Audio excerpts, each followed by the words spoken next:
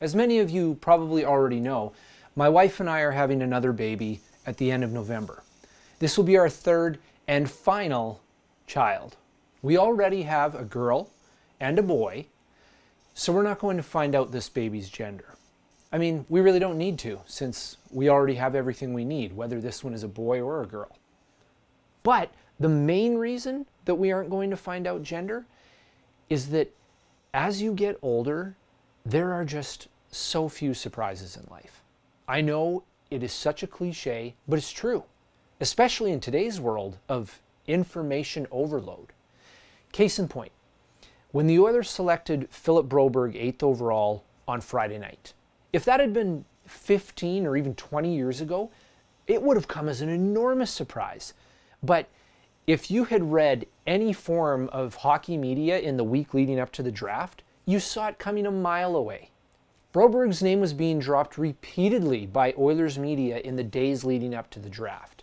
Now, there was so much talk about Broberg that I was actually kind of starting to suspect that the Oilers were bluffing about wanting to draft him, and that instead they were trying to entice Vancouver to flip picks with them in hopes of making the much rumored Lucic for Eriksson deal.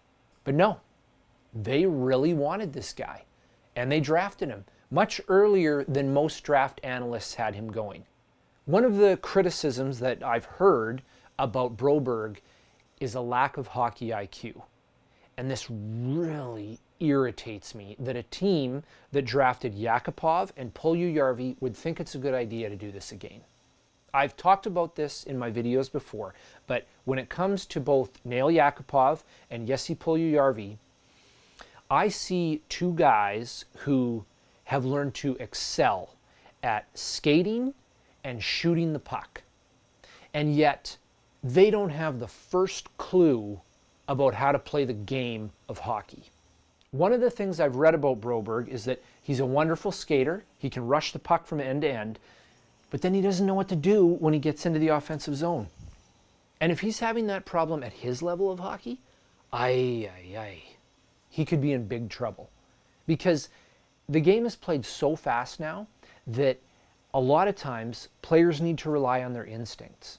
So if you don't have a good head for the game, you're probably not going to have a lot of success. Now, I've never actually watched him play.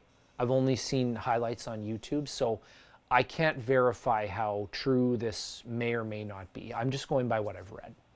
So in other words, if he turns into Victor Hedman, I never doubted the guy for a minute.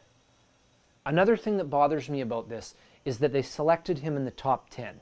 I think I could appreciate the pick much more if they had traded down and taken him closer to where he was ranked. The reason I say this is I think he would have still been available at 14 or 15, but the Oilers franchise is in a very delicate position right now. The relationship between the ownership / management and the fan base is badly damaged. They've wasted 2 years of Connor McDavid. They're right up against the cap, and they have the worst forward depth in the league.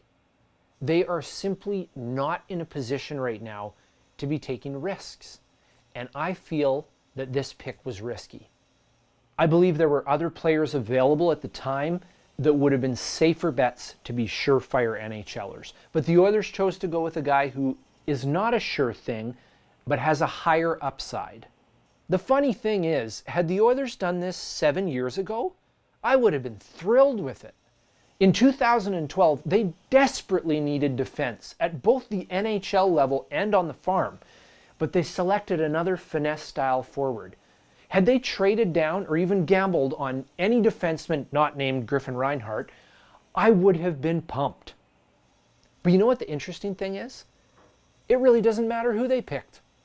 I don't know if you noticed this, but starting in 2010, the Oilers began a tradition of just tossing their high first-round pick straight into the NHL.